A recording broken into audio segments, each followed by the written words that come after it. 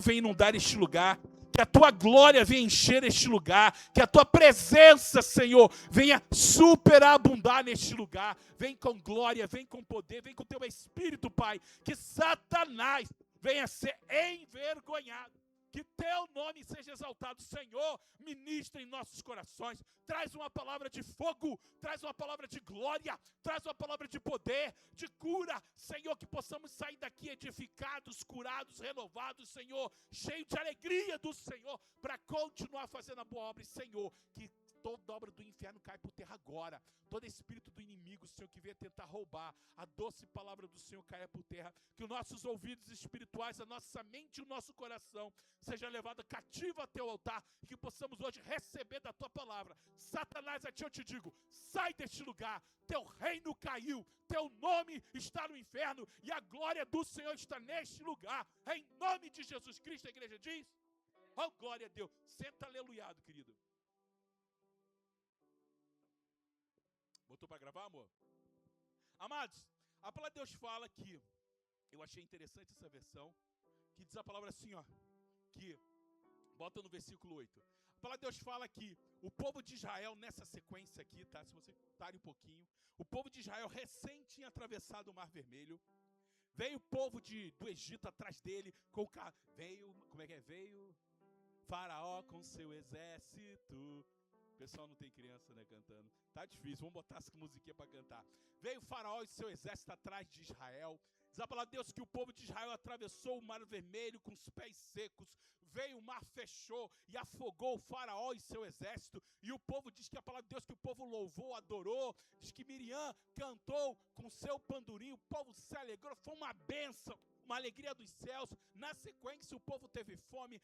Caiu maná dos céus, o povo teve sede, Moisés fez brotar água da rocha, e de repente o povo está ali, ó, cansado dessa fuga que eles tiveram do Egito, e diz a palavra que de repente os amalequitas, se aproveitando da vantagem que eles tinham, porque eles viram que o povo de Israel estava cansado após toda essa trajeto que eles tinham passado no deserto, abrindo o Mar Vermelho, fugindo, e os amalequitas, diz a palavra de Deus, que eles atacaram Israel, mas não foi qualquer pessoa que eles atacaram. Agora sim, Deuteronômio diz lá, 25 e 17, nos complementa o que aconteceu. Deuteronômio de 25 e 17 diz assim, abre para nós, meu amor, rapidinho, Deuteronômio 25 e 17, diz a palavra assim, ó, que Deus nunca se esqueçam daquilo que os amalequitas lhes fizeram quando vocês saíram do Egito. Eles os atacaram quando vocês estavam cansados e esgotados e feriram mortalmente os mais fracos que ficaram para trás e não temeram a Deus. Os amalequitas viram aquela situação, o povo vindo, diz a palavra de Deus que os homens de guerra foram na frente porque eles não sabiam o que vinham na frente. Então os homens de guerra, os homens de batalha foram na frente. Quem ficou para trás, querido? As mulheres grávidas, os velhos, as crianças, os feridos. Então, para trás ficaram os mais fracos, os esgotados, os cansados. E diz a palavra de Deus que os amalequitas, vendo isso, atacaram covardemente. Preste atenção, querido. Atacaram covardemente todos que ficaram para trás. E diz a palavra que quando Moisés viu isso, o Senhor se indignou. E diz a palavra que Deus enviou Moisés a enviar. Agora volta para o 8 lá, em nome de Jesus. Enviou, deixa aberta lá o que a gente viu em Êxodo 17, 8, não é isso? E Êxodo 17, 11, 17, 8, diz a palavra que Deus, vendo o que a Amalequita tinha feito, enviou Moisés, e Moisés deu uma ordem a Josué para que combatesse aqueles que atacavam os mais frágeis.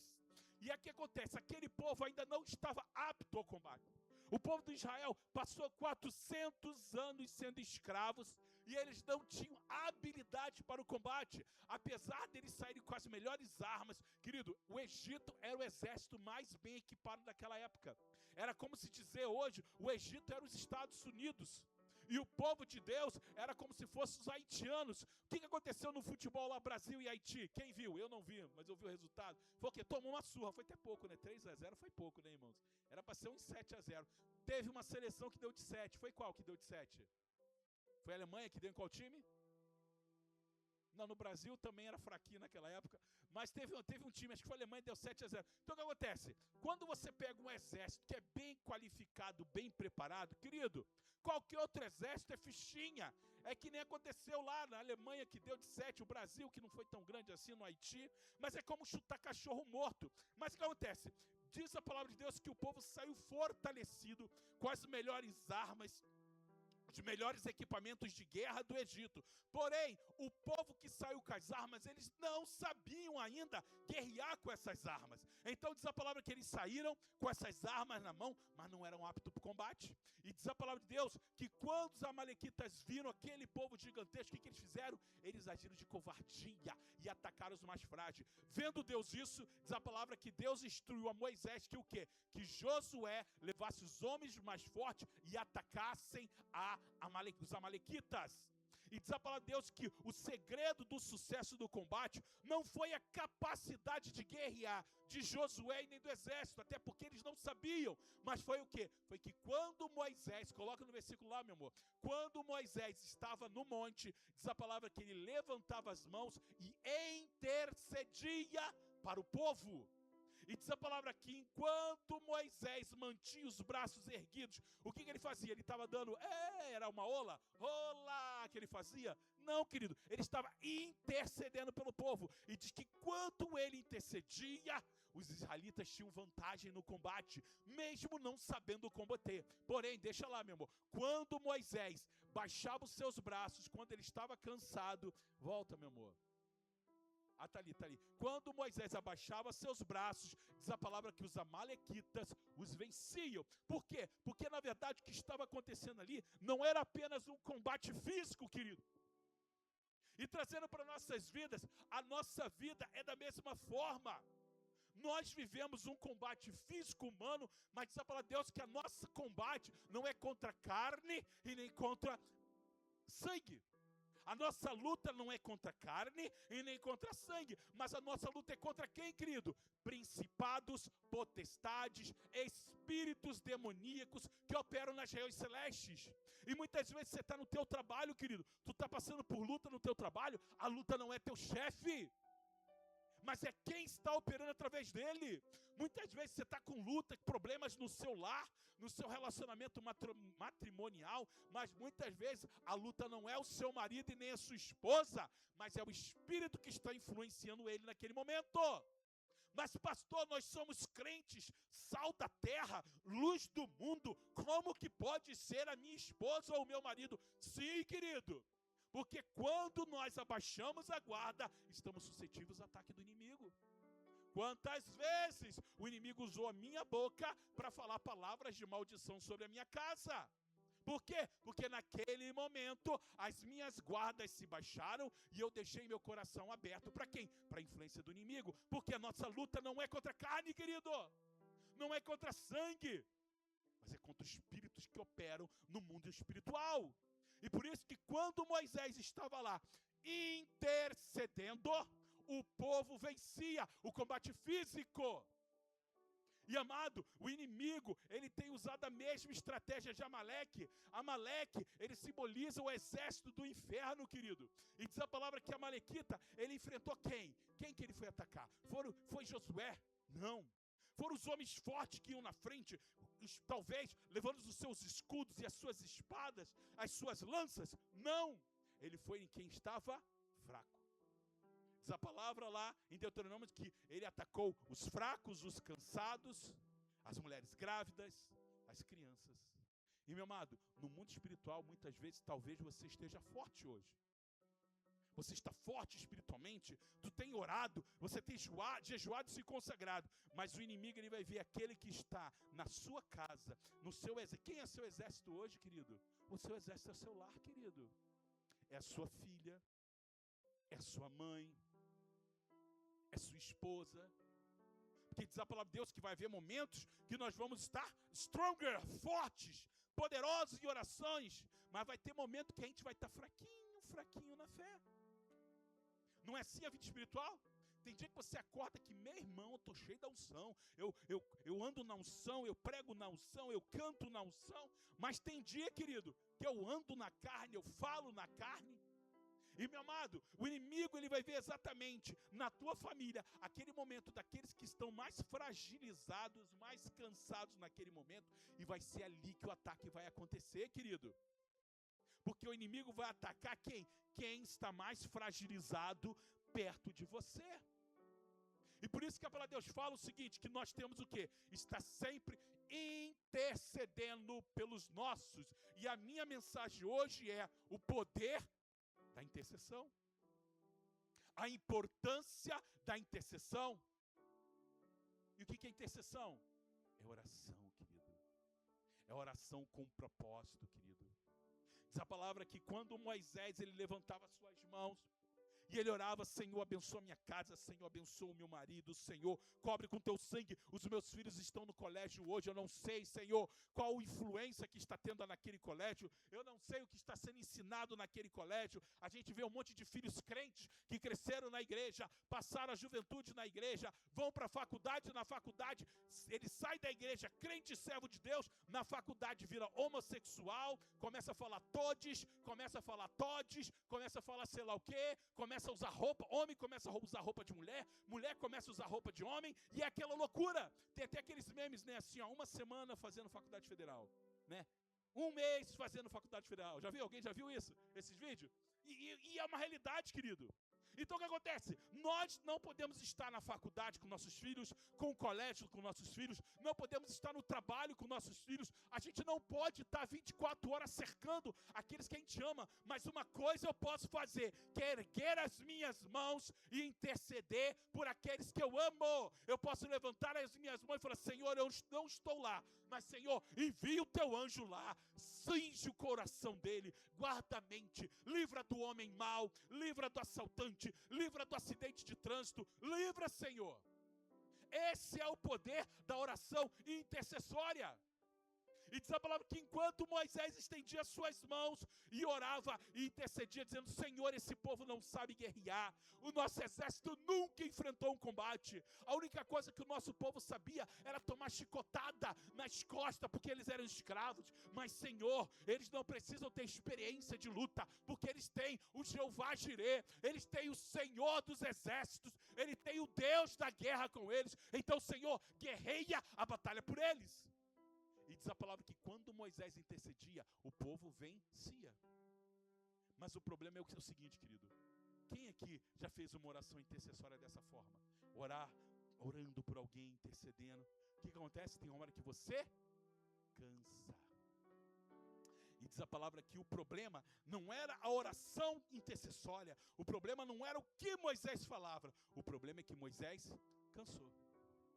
E meu amado, em algum momento da tua vida de oração você vai cansar. Não é se você vai cansar, mas é quando. Você vai cansar, querido. Aquela oração de madrugada você não vai fazer mais. Aquela oração de manhã que você levanta, dobra os seus joelhos, você não vai fazer mais e você vai cansar. Você vai cansar de vir no culto de oração quarta-feira porque você está cansado.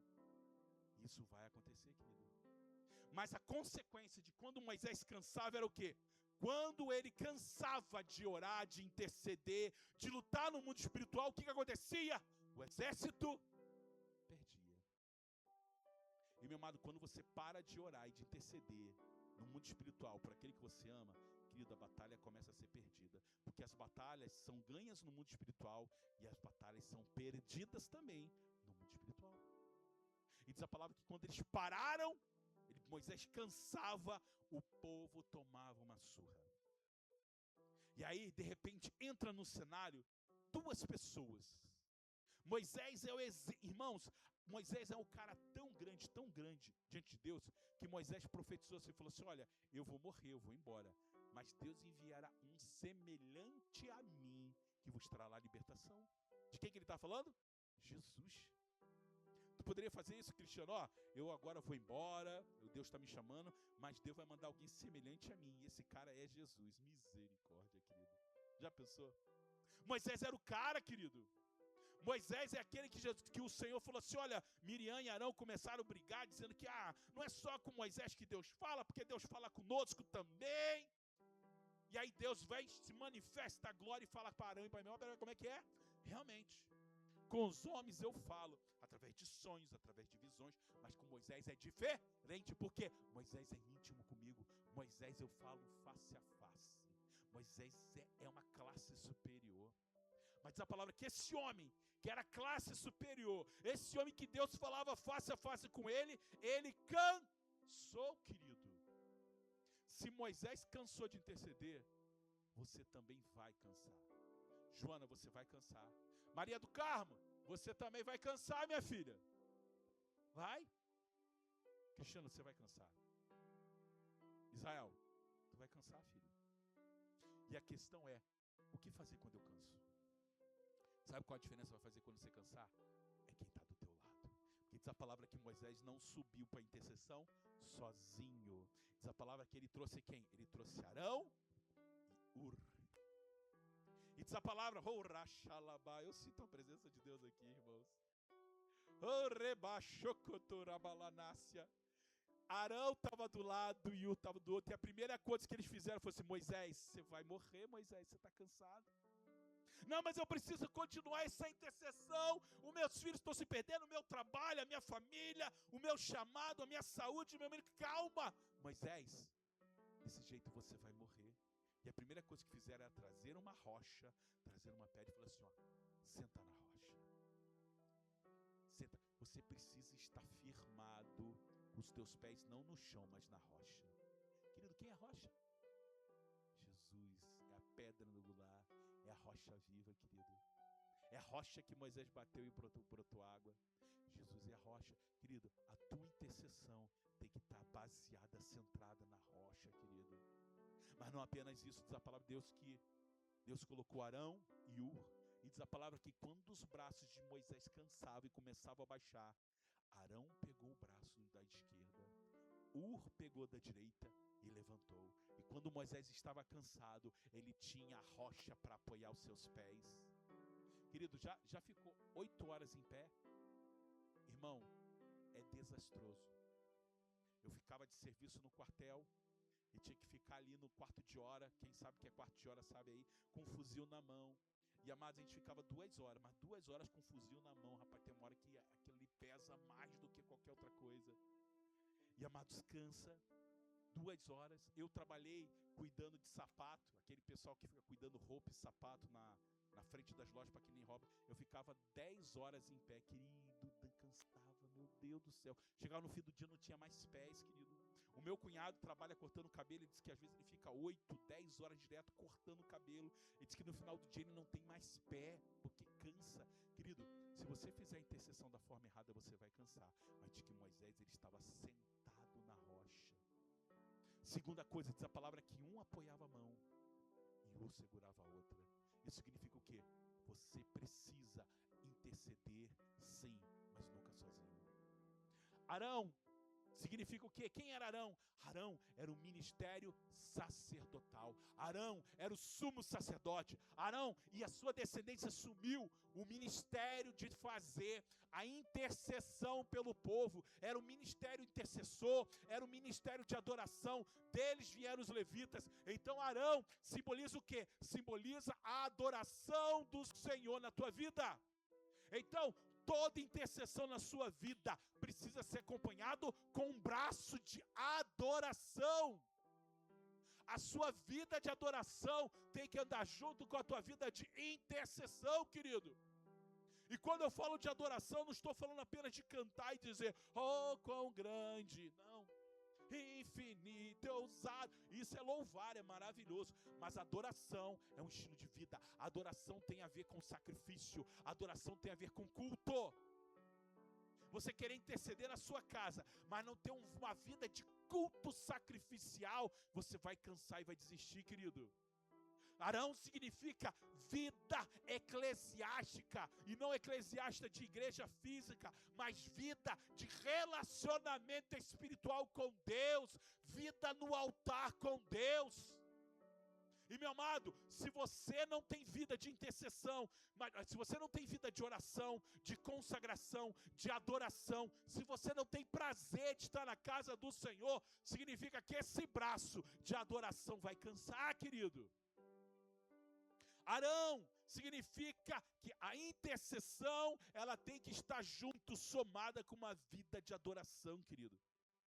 E Ur, na verdade, se for ver a história de Ur, era cunhado de Moisés. Ele era casado com Miriam, querido. E diz a palavra que a história, se você for ler Ur, na verdade, era aquele que era responsável pelas questões administrativas no povo de Deus. Sabe quem foi o neto de Ur? Ele gerou como neto Benzalel. Quem foi Benzalel, querido? Foi aquele que construiu a arca do Senhor para o Israel. Gerou, a sua descendência foi aquele que ajudou a construir a tenda do tabernáculo, aquilo que estaria ornando dentro da tenda, foi quem recebeu. Sabe para Deus que Benzalel foi a primeira pessoa a ser cheia do Espírito Santo, e cheio do Espírito Santo ele teve graça para servir a Senhor através das obras. Então tem a ver com vida de serviço. Então você tem uma vida de intercessão sem adoração e sem uma vida de serviço, que vai ser você se envolver com o reino, querido.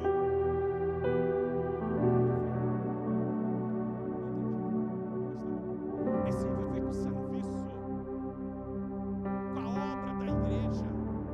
É o diácono, é o presbítero, é o irmão que ajuda a limpar a mesa. O governo do Brasil está do lado do povo gaúcho. Seja na capital, no interior, no campo ou no litoral, o trabalho segue a Ele é o primeiro a chegar porque ele tem prazer em servir a casa do Senhor. E o que eu quero dizer com isso? Que na verdade Moisés, Arão e Ur tipifica o que é ser igreja.